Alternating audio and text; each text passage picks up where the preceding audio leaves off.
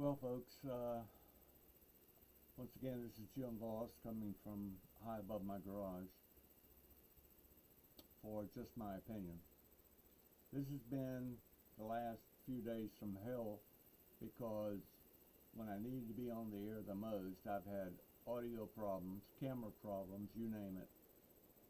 I think I've got all the camera problems satisfied. However, I understand that I'm having to be right on top of the mic, so I'm going to do this as best I can. I guess the Democrats, every time they hear two words, Trump and indictment, in the same sentence, they go into a leg quivering, heavy breathing, big O. I wouldn't be upset about this. However, I have been in hundreds of courtrooms over my 45 years in law enforcement. And I know what it is like to take a case before your solicitor and get their blessing on it being a golden case. In other words, can I win this in court? Solicitors don't like to, and DAs don't like to lose cases. It doesn't look good for them when it comes re-election time. First of all, we're gonna break down an indictment. If you go to get a warrant for someone's arrest, it has listed the crime, such as housebreaking or B&E, and then down below that, you have to give the elements of that crime. In other words, the elements support the criminal charge that's going to come against this person. In other words, it must be the foundation for the crime in order to go and arrest someone. It's the same way with the indictment. The indictment must have a main theme or a spearhead to it, and that spearhead or the criminal charge must have supporting documentation and theory and probable cause and criminal intent in order to get an indictment. The first thing that we have to cover is a felony, not a murder now, but a felony such as breaking and entering has a 7-year term before it runs out. I mean, it becomes worthless. The warrant becomes worthless. And you can't go after the crook after 7 years. But we're not talking about a felony here. It's been leaked that there are, the main thing about this is using money that belonged to the attorney. Now, not Trump, but the attorney taking his personal money out of his checking account and sending it to Stormy Daniels as hush money for an alleged affair that was had between Trump and Daniels. The statute of limitations on that misdemeanor is 3 years. That's the spearhead. That's the main crime of this indictment, is the transfer of money from a party to another party for gain or to move you forward in life or put you higher on the food chain or to keep something quiet. By the way, paying someone to be quiet is not a crime. But we're talking about New York, and we're talking about a district attorney who has far greater ambitions than to take Donald Trump down. However, he did say when he was trying to get elected that one of his planks of his platform is that he was going to go after Trump, period, and at any cost get him arrested and convicted. Now, in law enforcement, we call that profiling. You know, arresting a person that you don't know just because what color they are or where their status is in life. I do not understand District Attorney Bragg. If you're going to go after, for the first time in history, a former president of the United States, you better have all your ducks in a row. You better have the ability to prove that in court, because I'm going to tell you right now, if Bragg does not prove Donald Trump guilty, which he can't, it will be the end of his law career. They will not let him defend the dog catcher or the guy that took a leak out behind the 7-Eleven. DAs want to go forward with their 15 minutes of fame, and they want these high profile cases. Well, Donald Trump is a high profile person, but you've got to have the ability to prove the crime. Okay? Now, first of all, you have to attach Donald Trump to the crime. Crime is paying hush money to Stormy Daniels, and supposedly it came out of campaign funds. Well, as this little go-kart started down the trail, the first wheel to come off was the fact that it was not Donald Trump's money. The money came from his attorney. I can't remember his name right off the bat, but anyhow, it came from him. It did not come out of campaign funds. It came directly out of his bank account. I wish I had a bank account I could write $130,000 out of, but that's a different story. So anyhow, we are looking at, did Donald Trump ever have constructive control of the money? Did Donald Trump write a check or get a money order or whatever, a document saying that that money came from him? No, never happened. Ergo, you got to move Donald Trump outside, and I do mean outside, of the scope of the crime. Be right back in just 1 minute. And we're back.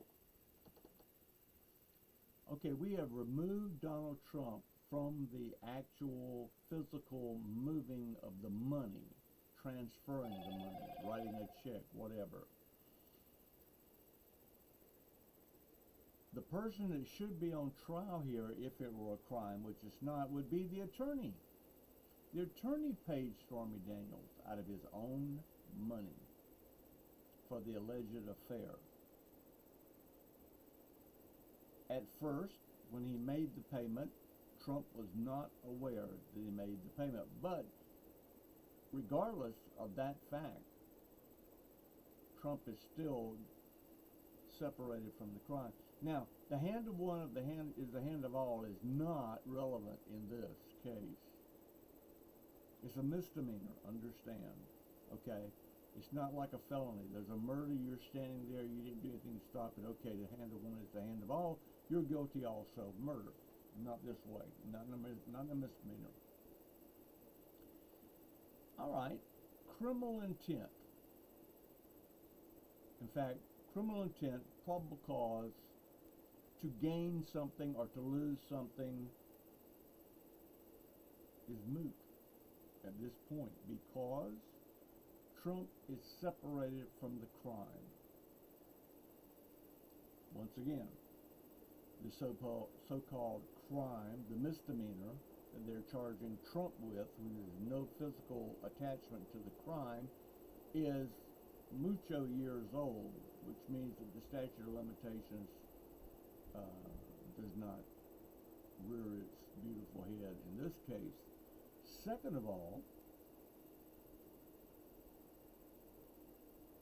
Stormy Daniels presented a letter several years ago at the first hearing of this supposed crime, and she said she was not denying or saying that it was true, that she received money from Trump's attorney. She's saying quite explicitly in the letter, in fact I have it here, that it never happened. That crime never happened. You'll find out that among many high-profile people, normally the gold diggers will take a movie star or a singing artist and they'll sleep with them one time, and then they will claim that any baby they might deliver, or that it caused them so much stress after the fact, that they'll sue, and they're just along for the ride to get hush money or to get go-away money. So where are we? What is he going to court for? Now, in the 20-part indictment, you understand, the indictment claim is at the top, like the top floor of a building, and every floor up until that time must support and be relevant to the top floor. The illegal, supposedly, transfer of money between Trump and Daniels. Well, we've already killed off probable cause and criminal intent, not going to gain anything from it, and the statute of limitations is all out. It was leaked that some of these floors represent illegal business dealings. Well, hello, that ain't got a damn thing to do with this case. He can't go back and say that the Taj Mahal was laundering money. I'm sorry, that don't work that way. You can't put racketeering down here. You put racketeering up here. The most serious charge has to be on the top of the building, at the top of the indictment. Now, you can have a murder, you can have the use of a weapon in the commission of a crime, you can have this and this and this and this, but it's got to reflect to the murder. If you can't try the murder, you don't have a case. I don't give a damn if it's a 90-story building. If it does not support the top floor, the top of the indictment, it's no good. Bragg is attempting to support a misdemeanor that is beyond the statute of limitations. I don't know what to compare it to. It's like trying to roast a marshmallow with no marshmallow on the end of the stick. You understand? You can put that thing in the fire forever and ever, but you ain't going to come back with a marshmallow if you didn't put one on there to start with. So none of this garbage that's down here can support what's up here. That's as easy as I can put it in layman's terms. I'm not an attorney.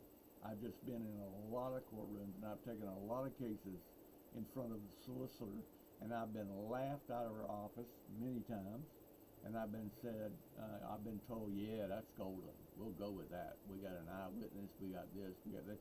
There is no eyewitness. I'm going to do it one more time. If the misdemeanor on the top does not have value, a standing in court,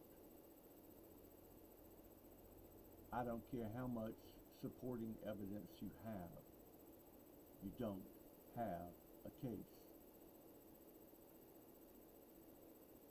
I mean, if Jesus Christ were the prosecuting attorney, as much as I love the Lord, he couldn't win this. Okay, let's say there was a hearing before, and let's say that these Looney Tunes in New York decide that they're going to try this case. You can't. If it has already been adjudicated or a decision was made in that case, that becomes case law. If the first trial was moving from money from Trump to Stormy Daniels, if that was what the trial was about and he was found not guilty, or they wouldn't go ahead with the prosecution, can't be tried again for it. First of all, it's out of the statute of limitations, and second of all, that's called double jeopardy here. We can't try you the second time for the same crime. Like I said, we need to change this to the Swiss cheese case because it's got so many holes in it. If this were a raft, it would only stay afloat for about 10 seconds. Let me tell you what's going to happen. As soon as they get into court, and I'm ashamed to say, and I hate to say it, I've been hoping that I could watch it. New York is one of the few states that does not allow cameras in the courtroom. So, only a select few will be allowed inside the courtroom. All the attorneys are going to be there. Of course, Trump is not going to be in cuffs. They would have allowed that in a million years. The first thing that's going to happen is Trump's attorney is going to stand up and he's going to ask for dismissal based on an invalid charge, a charge that doesn't hold any water, a charge that's not prosecuted, statute of limitations, blah, blah, blah, blah, blah, blah, blah. In a normal courtroom, he would be out of there with a we're not going to prosecute, or not guilty, or nolo contendere, not possible, I don't care, do whatever the hell you want to do with it. He should be out of there in 30 minutes a free man. But you got to consider something. We're in New York City. I do not know why a change of venue was not asked for. If this festering boil on a monkey's ass ever makes it to trial, he's not going to get a fair trial. New York has become the haven for every left-wing, liberal, Demapuke on the face of the earth. Trump will not get a fair trial. There's other one. I'm going to hit one other thing, and then I'm going to shut this off. I would be curious to know, out of the people who were picked for the group of people that are say yes or no to the indictment, how many were Democrats? How many were Republicans? How many were liberals were in there? How many agnostic? How many Christians? How many Jewish? I'd like to know everything about, and I hope they release the biography, because I can bet you that 75% of that panel was probably Democrat, and liberal at that. We used to stack the jury. If we needed extra help, we would research that jury to find out if we could find an ex-law enforcement guy, an ex-military guy, this, that, and the other, and we would stack that jury. I've seen plenty of people go to jail when it was a weak case. Well, I'm going to be glued to the boob tube. I believe it's at 2:15 on Tuesday, and I'm going to be waiting with bated breath to find out. Let me tell you something. If this trial actually occurs and Donald Trump, the President of the United States, is found guilty, the fix is in. The judge, Juan Marner, I think, Marner, has already indicated he doesn't like Trump. When you have that situation, you got to have a mistrial. It's not going to be pretty. But if they have to go by case law, Donald Trump walks free, as he should be. I'm sorry if the audio's been bad. I threw up the lights at the last minute, but I want you to understand we are in the middle of a severe bullshit alert. And I'm not politically correct, but I'm always correct because I do my research. Okay?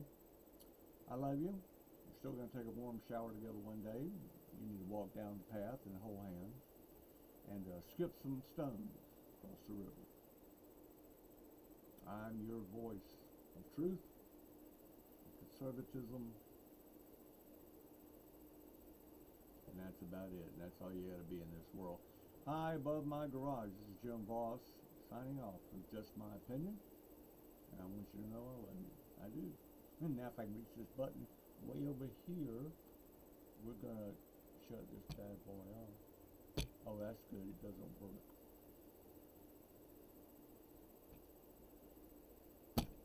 Really? There we go. Okay. Goodbye.